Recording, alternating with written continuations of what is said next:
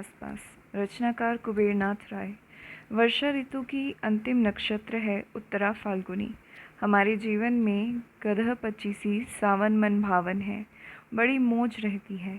परंतु 27वें के आते आते घनघोर भाद्रपद के अशनि संकेत मिलने लगते हैं और तीसी के वर्षों में हम विद्युन्मय भाद्रपद के काम, क्रोध और मोह का तमिश्र सुख भोगते हैं।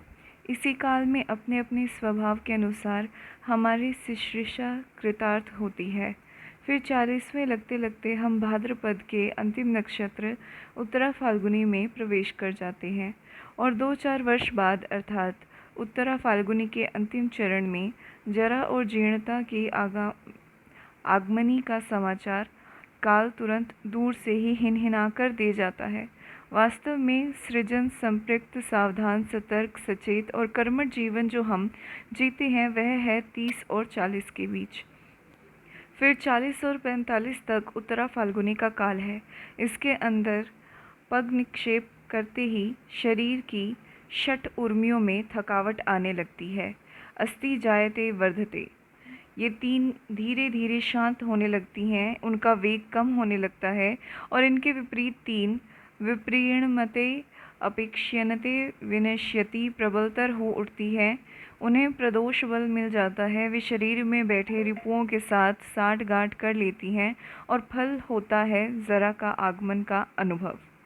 45 के बाद ही शीश पर काश फूटना शुरू हो जाता है। वातावरण में लोमड़ी बोलने लगती है। शुक और सारिका उदास हो जाते हैं।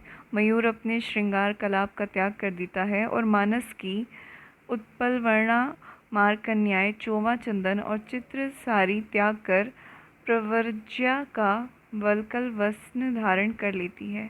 अतः बचपन भले निर्मल प्रसन्न हो, गदह पचीसी भले ही मधुनी हो, परंतु जीवन का वह भाग जिस पर हमारे जन्म लेने की सार्थकता निर्भर है 25 और 40 या ठेल ठाल कर 45 के बीच पड़ता है। इसके पूर्व हमारे जीवन की भूमिका या तैयारी का काल है और इसके बाद फलागम या नेमेसिस की प्रतीक्षा। जो हमारे हाथ में था, जिसे करने के लिए हम जन्मे थे, वह वस्तुतः घटित होता है 25 और 45 के बीच। इसके बाद तो मन और बुद्धि वानप्रस्थ लेने का काल है। देह भले ही 1 मधु 2 मधु असंख्य मधु 60 वर्ष तक भोगती चले, इस 25-45 की अवधि में भी असल ही रचती है तीसोत्तरी। तीसोत्तरी के वर्षों का स्वभाव शाण पर चढ़ी तलवार की तरह है। वर्ष प्रतिवर्ष उन पर नई धार नई तेज चढ़ता जाता है। 40वें वर्ष तक मुझे क्रोध आता है उन लोगों पर जो विधाता ब्रह्मा को बूढ़ा कहते हैं और चित्र में तथा प्रतिमा में उनका व्योवृद्ध रूप में प्रस्तुत करते हैं। मैंने दक्षिण भारत के एक मंदिर में एक बार ब्रह्मा की एक अत्यंत सुंदर तीसोत्तर युवा मूर्ति को देखा था। देखकर ही मैं कलाकार की औचित्य मीमांसा पर मुग्ध हो गया। जो सर्जक है, जो सृष्टि करता है, वह निश्चय ही चिर युवा होगा। प्राचीन या बहुकालीन का अर्थ जर्जर या बूढ़ा नहीं होता। जो सर्जक है, पिता है, प्रॉफिट है, नई लीग का जनक है, प्रजाता है, वह रूप माधव या रोमांटिक काम किशोर भले ही न हो, परंतु दांत शरा बाल झरा गलितम पलितम मुंडम कैसे हो सकता है। उसे तो अनुभवी पुंगव तीसोत्तर युवा के रूप में ही स्वीकारना होगा। जवानी एक चमाचम धारदार खड़ग है। उस पर चढ़कर असीधारा व्रत या विराचार करने वाली प्रतिभा ही पावक दग्ध होठों से देवताओं की भाषा बोल पाती है। युवा अंग के पोर पोर में फॉस्फोरस जलता है। युवा मन में उस फॉस्फोरस का रूपांतर हजार हजार सूर्यों के सम्मिलित पावक में हो जाता है।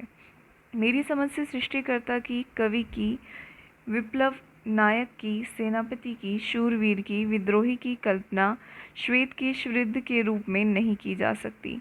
अतः प्रजापति विधाता को सदैव 30 वर्ष के पट्टे सुंदर युवक के रूप में ही कल्पित करना समीचीन है। वास्तव में 30वां वर्ष जन्म के सम्मुखपण उठाए एक प्रश्न चिन्ह को उपस्थित करता है, और उस प्रश्न चिन्ह को पूरा पूरा उसका समाधान मूल्य हमें चुकाना ही पड़ता है। किसी भी पुरुष या नारी की कीर्ति गरिमा इसी प्रश्न चिन्ह की गुरुता और लघुता पर निर्भर करती है। गौतम बुद्ध ने 29 वर्ष की अवस्था में गृह त्याग कर अमृत के लिए महाविनिष्क्रमण किया। यीशु क्राइस्ट ने 30 वर्ष की अवस्था में अपना प्रथम संदेश सरमन ऑन द माउंट गिरिशिखर प्रजनन दिया था, और 33वें वर्ष में उन्हें सलीब पर चढ़ा दिया गया। उनका समूचा उपदेश काल 3 वर्ष से भी कम रहा। वाल्मीकि के अनुसार रामचंद्र को भी 30 के आसपास, वास्तव में 27 की वयस में वनवास हुआ था। उस समय सीता की आयु 18 वर्ष की थी, और वनवास के 13वें वर्ष में अर्थात सीता के 30वां पार करते ही सीता हरण की ट्रेजेडी घटित हुई थी। अतः 30वां वर्ष सदैव वरण के महामुहूर्त के रूप में आता है, और संपूर्ण दशक उस वरण और तेज के दाह से अविष्ट रहता है। 30उत्तर दशक जीवन का घनघोर कुरुक्षेत्र है। यह काल गदह पचीसी के विपरीत एक शुरधारा काल है, जिस पर चढ़कर पुरुष या नारी अपने को आविष्कृत करते हैं, अपने मर्म और धर्म के प्रति अपने को सत्य करते हैं तथा अपनी अस्तित्वगत महिमा उद्घाटित करते हैं, अथवा कम से कम ऐसा करने का अवसर तो अवश्य पाते हैं। 40 लगने के बाद 45 तक यथास्थिति की उत्तर फाल्गुनी चलती है, पर इसमें ही जीवन के प्रतिकूल और अनुकूल उर्मियाँ परस्पर में संतुलित को खोना प्रारंभ कर देती हैं, और प्राण शक्ति अवरोहण की ओर उन्मुख हो जाती है।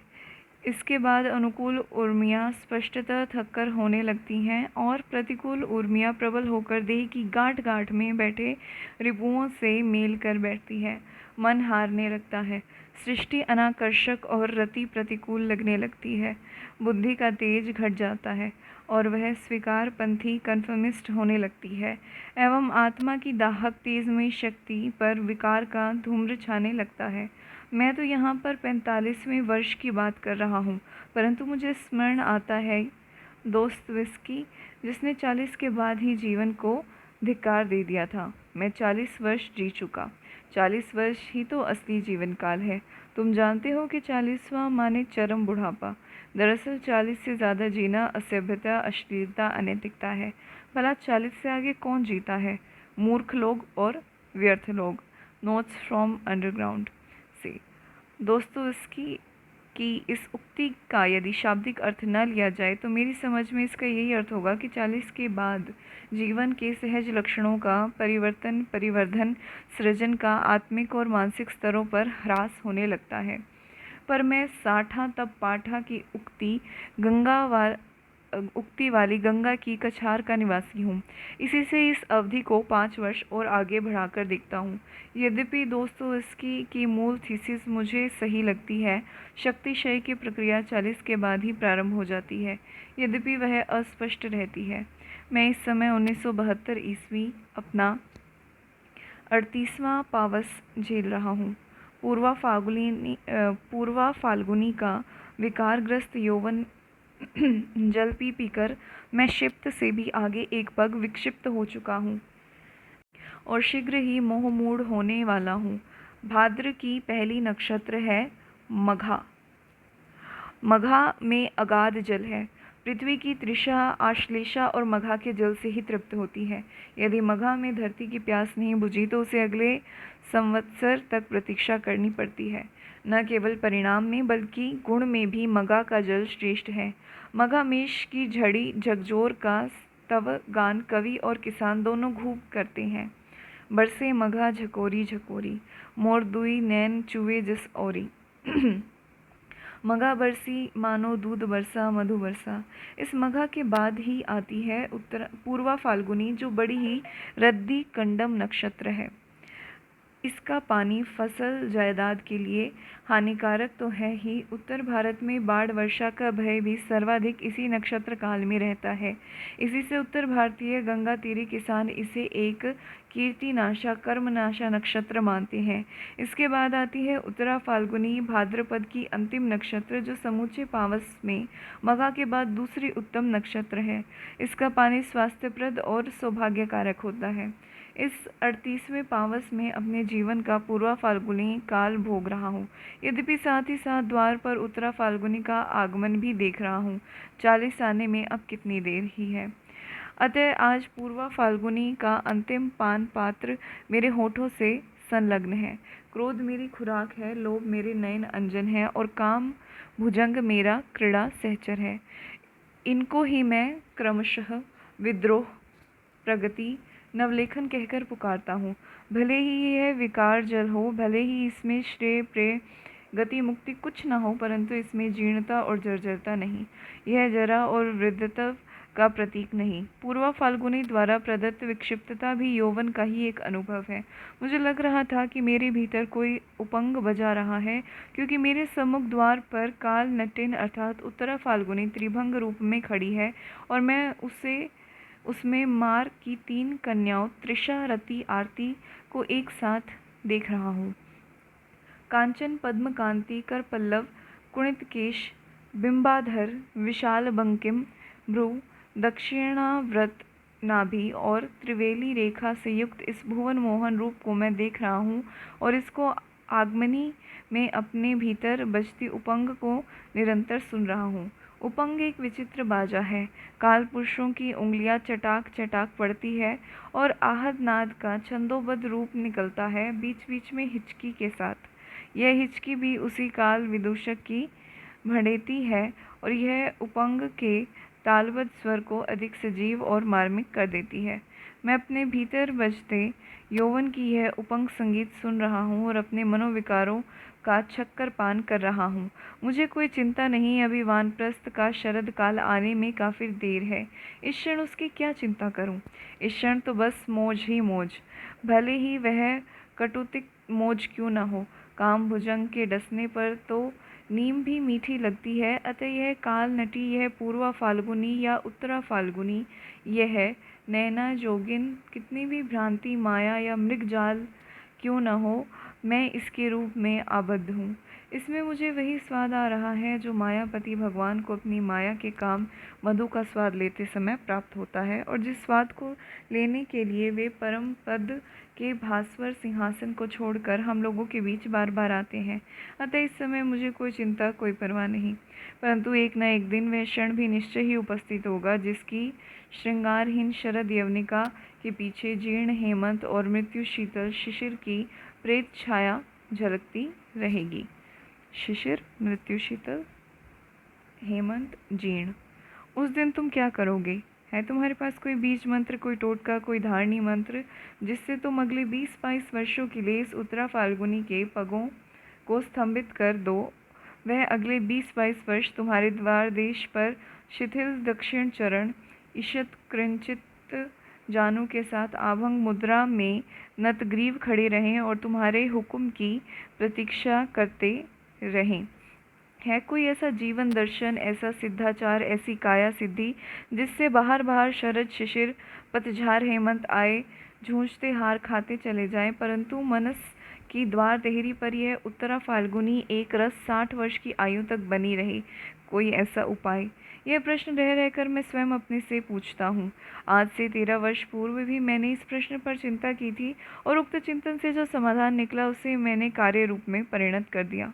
परंतु इन 13 वर्षों में असंख्य भाव प्रतिभाओं के मुंडपात हुए हैं और आज मैं मूल्यों के कबंध वन में भाव प्रतिमाओं के केतु कांतार में बैठा हूँ। आज जगत वही नहीं रहा जो 13 वर्ष पूर्व था। एक ग्रीक दार्शनिक की उक्ति है कि नदी में हम दोबारा हाथ नहीं डाल सकते, क्योंकि नदी की धार क्षण प्रतिक्षण और ही होती जाती है। काल प्रवाह भी एक नदी है और इसकी भी कोई बूंद स्थिर नहीं। अतः शताब्दी के 8वें दशक के इस प्रथम चरण में मुझे उसी प्रश्न को पुनः पुनः सोचना है, कैसे जीर्णता या जरा हो, यदि संपूर्णतः जितना असंभव हो तो भी फांकी देकर यथासंभव दूरी तक वंचित रखा जाए। कैसे अपने दैहिक यौवन को नहीं तो मानसिक यौवन को ही निरंतर धारदार और चिरंजीवी रखा जाए। उस दिन तो मैंने सीधा सीधा उत्तर ढूंढ निकाला था, ययाति की तरह पुत्रों से यौवन उधार लेकर, अर्थात मैं कोई नौकरी न करके कॉलेज में अध्यापन करूं तो मुझ 55 या 60 वर्ष की आयु तक युवा शिष्य शिष्याओं के मध्य वास करने का अवसर सुलभ होगा। मैं इनकी आशा, आकांक्षा, उत्साह, साहस, उद्यमता आदि से वैसे ही अनुप्राणित और आविष्ट रहूँगा जैसे चुंबकीय आकर्षण क्षेत्र में पड़कर साधारण लोहा भी चुंबक बन जाता है। परंतु विगत दशक के अंतिम 2 वर्षों में जब मेरे ये बालखिल्य सहचर गण छिन्न मस्ता राजनीति के रंगरूट बनने लगे, जब इन्होंने मेरे गुरुओं गांधी, विवेकानंद, विद्यासागर, सर आशुतोष की प्रतिमाओं का एवं उनके द्वारा प्रतिपादित मूल्यों का अनर्गल मुंडपात करना शुरू कर दिया, जब इनके नए दार्शनिकों ने कहना प्रारंभ किया कि अध्यापक और छात्र के बीच भी श्रेणी शत्रुओं का संबंध है, क्योंकि अध्यापक भी स्थापित व्यवस्था का एक अंग है और व्यवस्था का भंजन ही श्रेष्ठतम पुरुषार्थ है, तब देश में घटित होती हुई उन घटनाओं पर विचार करके और क्रांति तथा नई पीढ़ी के दार्शनिकों यथा हिबर्ट मार्क्यूस, चे ग्वारा, ब्रेंडिट कोहन आदि की चिंतन धारा से यथासंभव अल्प सवलपे परिचय पा करके मैं इस निष्कर्ष पर पहुंचा हूँ कि मैं इन अपने भाइयों और अपने सहृदय के टुकड़ों के साथ, जो आज छिन्नमस्ता राजनीति के रंगरूट हैं, कुछ ही दूर तक आधे रास्ते ही जा सकता हूँ। विविध प्रकार के नारों से आक्रांत ये नए पुरूरवा का शब्दार्थ होता है रवों, आवाज़ों या नारों से आक्रांत या पूरित पुरुष ययाति पुरानी पीढ़ी का प्रतीक है और पुरूरवा नई पीढ़ी का। यदि मुझे यौवन उधार देंगे भी तो बदले में मुझे भी कबंध में रूपांतरित होने को कहेंगे, और मैं कैसे अपना चेहरा, अपनी आत्मसत्ता, अपना व्यक्तित्व त्याग दूं? छिन्नमस्त पुरुष बनकर यौवन लेने से क्या लाभ? बिना मस्तक के, बिना अपने निजी नयन मुख कान के इस उधार प्राप्त नव यौवन का नया अर्थ होगा रूप, रस, गंध और गान से वंचित रह जाऊंगा। केवल शिरोद्धार वाला व्यक्तित्व लेकर कौन जीवन यौवन भोगना चाहेगा? कम से कम बुद्धिजीवी तो नहीं। आत्मार्थ पृथ्वी त्यजेत। अतः मुझे चिर यौवन को इन शिष्य पुरूरवाओं की नई पीढ़ी से दान के रूप में नहीं लेना है। 13 वर्ष पहले का चिंतित समाधान आज व्यर्थ सिद्ध हो गया है। मुझे अन्यत्र चिर यौवन का अनुसंधान करना होगा। कहीं न कहीं मेरे ही अंदर अमृता कला की गांठ होगी, उसे ही मुझे आविष्कृत करना होगा। जो बाहर बाहर अप्राप्य है, वह सब कुछ भीतर भीतर सुलभ है। मैं अपनी हृदय समुद्र का मंथन करके प्राण और अमृत के स्रोत किसी चंद्रमा को आविष्कृत करूंगा। 13 वर्ष पुराना समाधान आज काम नहीं आ सकता। मैं मानता हूँ कि समाज और शासन में शब्दों के व्यूह के पीछे एक कपट पाला जा रहा है। मैं बाल खिल्लियों के क्रोध की सार्थकता को स्वीकार करता हूँ, पर साथ ही छिन्नमस्ता शैली के सस्ते रंगाद और आत्मघाती समाधान को भी मैं बेहिचक बिना शिल मुरोवत के अस्वीकार करता हूँ। पर साथ ही मैं छिन्नमस्ता शैली के सस्ते रंगांध और आत्मघाती समाधान को भी मैं बेहिचक बिना शिल मुरोवत के अस्वीकार करता हूँ। अपना मस्तक काटकर स्वयं उसी का रक्त पीना तंत्राचार, वीराचार हो सकता है, परंतु यह न तो क्रांति है और न समर। पुरानी पीढ़ी का चिरयक्षत्व मुझे भी अच्छा नहीं लगता। मैं भी चाहता हूँ कि वह पीढ़ी अब खिजाब आरसी का परित्याग करके संन्यास ले ले। शासन और व्यवस्था के पुतली घरों की मशीन कन्याएं उनकी बूढ़ी उंगलियों के सूत्र संचालन से ऊब गई हैं और उनकी गति में रह रहकर छंद पतन हो रहा है। यह बिल्कुल न्याय संगत प्रस्ताव है कि पूर्व पीढ़ी अपनी मनुस्मृति और कौपिन बगल में दबाकर पुतली घर से बाहर हो जाए और नई पीढ़ी को, अर्थात हमें और हमारे बाल खिल्लियों को, अपने भविष्य के यश अपयश का पट स्वयं बुनने का अवसर दें, जिससे वे भी अपने कल्पित नक्शे, अपने अर्जित हुनर को इस कीर्ति पट पर ने का अवसर पा सके। यह सब सही है, परंतु क्या इन बातों की संपूर्ण सिद्धि के लिए इस पुतली घर का ही अग्निदाह, पुरानी पीढ़ी द्वारा बने कीर्तिपट के विस्तार का दाह, उनके श्रम फल का तिरस्कार आदि आवश्यक है? क्या ऐसा सब करना एक आत्मघाती प्रक्रिया नहीं? इस स्थल पर डॉक्टर राधाकृष्णन या आचार्य विनोबा भावे की राय को उद्धृत करूं तो वह क्रांति के इन दुग्ध कुमारों के लिए कौड़ी की तीन ही होगी। अतः मैं लेनिन जैसे महान क्रांतिकारी की राय उद्धृत कर रहा हूँ। 1922 में लेनिन ने लिखा था, उस सारी सभ्यता संस्कृति को जो पूंजीवाद निर्मित कर गया है हमें स्वीकार करना होगा और उसके द्वारा ही समाजवाद गढ़ना होगा। पूर्व पीढ़ी के सारे ज्ञान, विज्ञान, यांत्रिकी को स्वीकृत कर लेना होगा, उसकी सारी कला को स्वीकार कर लेना होगा। हम सर्वहारा संस्कृति के निर्माण की समस्या तब तक हल नहीं कर सकते जब तक यह बात साफ साफ न समझ ले कि मनुष्य जाति के सारे विकास और संपूर्ण सांस्कृतिक ज्ञान को आहरण किए बिना यह संभव नहीं। उसे समझकर सर्वहारा संस्कृति की पुनर्रचना करने में हम सफल हो सकेंगे। सर्वहारा संस्कृति अज्ञात शून्य से उपजने वाली चीज़ नहीं और न यह उन लोगों के द्वारा गढ़ी ही जा सकती है जो सर्वहारा संस्कृति के विशेषज्ञ विद्वान कहे जाते हैं। ये सब बातें मूर्खतापूर्ण हैं, इनका कोई अर्थ नहीं होता। सर्वहारा संस्कृति उसी ज्ञान का स्वाभाविक सहज विकास होगी जिसे पूंजीवादी, सामंतवादी और अमलातांत्रिक व्यवस्थाओं के जुए के नीचे हमारी संपूर्ण जाति ने विकसित किया है। यह बात स्वामी दयानंद या पंडित महावीर प्रसाद द्विवेदी की होती तो बड़ी आसानी से कह सकते, मारो गोली, सब बुर्जुआ बकवास है। पर कहता है क्रांतिकारियों का पितामह लेनिन, जिसे एक कट्टर बंगाली मार्क्सवादी नरेंद्र नाथ राय ने अपनी पुस्तक शेक्सपियर हिज ऑडियंस के पृष्ठ पर उद्धृत किया है। आज प्राय लोग पुकार कर कहते हैं, देखो देखो, जोखिम उठा रहा है, मूल्य भंजन कर रहा है।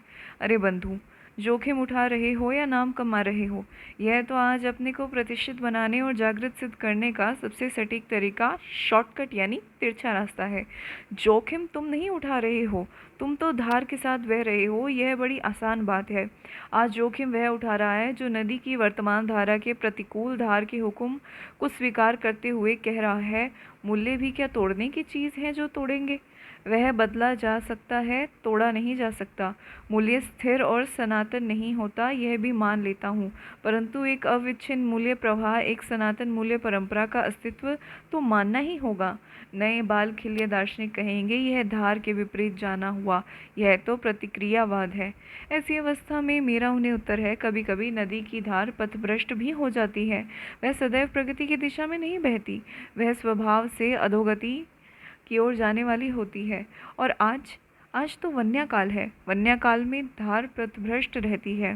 वह कर्मनाशा, कीर्तिनाशक कालमुखी बनकर हमारे गांव को रसातल में पहुंचाने आ रही है। अतः इस क्षण हमारी प्यारी नदी ही शत्रु रूपा हो गई है और यदि गांव को बचाना है तो हम धार के प्रतिकूल समर करेंगे। यदि हम अपना घर द्वार फूंक कर, तमाशा देखकर मौज लेने वाले आत्मभोगी नीरों की संतानें नहीं हैं तो हमें इस नदी की से समर करना ही होगा। यही हमारी जिजीविषा की मांग है और इसके प्रतिकूल जो कुछ कहा जा रहा है वह नई पीढ़ी की बात हो या पुरानी की, मुमुक्षा का मुक्ति भोग है। यह सब विद्रोह नहीं, बुर्जुआ डेथविश का नया रूप है। अतः मैं धार के साथ न बहकर अकेले अकेले अपने अंदर की अमृता काल का आविष्कार करने को कृत संकल्प हूँ। बिना रोध के, बिना तट के जो धार है वह कालमुखी वन्या है, रोधवती और तटनी नहीं। यह तो मैं मानता ही हूँ कि सर्जक या रचनाकार के लिए नॉन कन्फर्मिस्ट होना ज़रूरी है। इसके बिना उसकी सृष्टा प्राणवती नहीं हो पाती और नई लीक नहीं खोज पाती। अतः मुझे भी विद्रोही दर्शनों से अपने को किसी न किसी रूप में आजीवन संयुक्त रखना ही है। एक लेखक होने के नाते यह मेरी नियति है और इस तथ्य को अस्वीकृत करने का अर्थ है अपनी संश्लिष्टता की सारी संभावनाओं का अवरोध। परंतु लेखक, कवि या किसी भी साहित्येतर क्षेत्र के सृजक या विधाता को यह बात भी गांठ में बांध लेनी चाहिए कि 100% अस्वीकार या नॉन कन्फर्मिज्म से भी रचना या सृजन असंभव हो जाता है।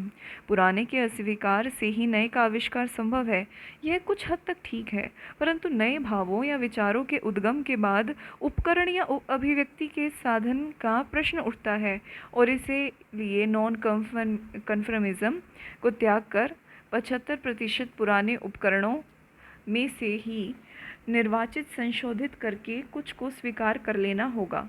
रचना की आइडिया के आविष्कार के लिए तो अवश्य विद्रोही मन चाहिए, परंतु रचना का कार्य आइडिया के आविष्कार के साथ ही समाप्त नहीं हो जाता। रचना प्रक्रिया में स्वीकारवादी मन की भी उतनी ही आवश्यकता है, अन्यथा आइडिया या ज्ञान का क्रिया के रूपांतर संभव नहीं। अतः प्रत्येक सर्जक या विधाता जीवन के चाहे जिस क्षेत्र की बात हो, विद्रोही और स्वीकारवादी दोनों साथ ही साथ होता है। 100% अस्वीकार के फैशनेबल दर्शन के प्रति मेरा आक्षेप यह भी है कि यह एक स्वयं आरोपित नो एग्जिट है। इसको लेकर बहुत आगे तक नहीं जाया जा सकता। यह दर्शन मिशा और विधा दोनों की नकारात्मक सीमा बांधकर बैठा है, और इसके द्वारा अपने स्व को भी पूरा पूरा नहीं पहचाना जा सकता। तो स्व से बाहर इतिहास और समाज को समझने की तो बात ही नहीं उठती। यह 100% अस्वीकार का दर्शन कभी अस्तित्ववाद का चेहरा लेकर आता है, तो कभी नव्य मार्क्सवाद का, और ये दोनों मानसिक बौद्धिक स्तर पर मौसेरे भाई हैं। ये एक ही ह्रासोन्मुखी संस्कृति की संतानें हैं। योगशास्त्र में मन की 5 अवस्थाएं कही गई हैं: क्षिप्त, विक्षिप्त, विमूढ़, निरुद्ध, आरूढ़। ये दोनों दर्शन विमूढ़ स्थिति के 2 भिन्न संस्करण हैं, अतः दोनों त्याज्य हैं। यह बाढ़वान्या काल है, नदी अपनी दिशा भूलकर कुल छोड़कर उन्मुक्त हो गई है, अतः बुद्धिजीवी वर्ग से धीरता और संयम अपेक्षित है। घबराकर वन्या की पथभ्रष्ट धार के प्रति आत्मसमर्पण करने की अपेक्षा जल के उत्तरण वन्या के उतार की प्रतीक्षा करना अधिक उचित है। पानी हटने पर नदी फिर कूलों के बीच लौट जाएगी। नदी अपनी शैया यदि बदल भी दे तो भी नई शैया के साथ कोई कूल, कोई अवरोध तो उसे स्वीकार करना ही होगा। यह नया कूल भी उसी पुराने कूल के ही समानांतर होगा। नदी तब भी समुद्रमुखी ही रहेगी, उलटकर हिमाचल मुखी कभी नहीं हो सकती। अतः इस वन्या नाट्य की विष्कंभक के बीच का समय मैं न तो बहुत महत्वपूर्ण मानता हूँ और न ही बहुत चिंताजनक। मैं बिल्कुल अविचलित हूँ। मेरा विश्वास है कि कल नहीं तो परसों हम अर्थात पुरानी पीढ़ी का युवा और मेरे बाल खिले छात्र छात्राएं अर्थात नवी पीढ़ी दोनों मिलकर इस शासन और व्यवस्था के पुतली घर की नृत्य कन्याओं के कथक नृत्य को साथ साथ संचालित करेंगे। यह पुतली घर ऐसा है कि इसमें अनुशासित, संयमित, तालबद्ध कथक ही चल सकता है, अन्यथा जरा भी छंद पतन होने पर कोई न कोई भयावह पुतली एक ही झपट्टे में हड्डी आंत तक भक्षण कर डालेगी, क्योंकि इन पुतलियों में कोई कोई विष कन्याएं भी हैं। अतः मैं चेष्टा करूंगा कि अपने अंदर की अमृत काल का आविष्कार करके इन उत्तरा फाल्गुनी काल को 20-22 वर्ष के लिए अपने अंतर में स्थिर अचल कर दूं। बाहर बाहर चाहे शरद बहे या निधाद हु करे, तब मैं अपने बाल खिले सहचरों के साथ व्यवस्था की इन पुतलियों का छंदोबद्ध नृत्य भोग सकूंगा। और एक दिन वह भी आएगा जब कोई चिल्लाकर मेरे कानों में कहेगा 5 o'clock, 5 बज गए। कोई मेरे शीश पर घंटा बजा जाएगा, कोई मेरे हृदय में बोल जाएगा बहुत हुआ, बहुत भोगा, अब नहीं। अब अहम अमृतम इच्छामि, अहम वानप्रस्थ चिरिष्यामि। और तब मैं व्यवस्था के पुतली घर के नियंत्र कन्याओं से माफ़ी मांगकर उत्तर पुरुष की जय जयकार बोलते हुए मंच से बाहर आ जाऊंगा और अपने को विसर्जित कर दूंगा।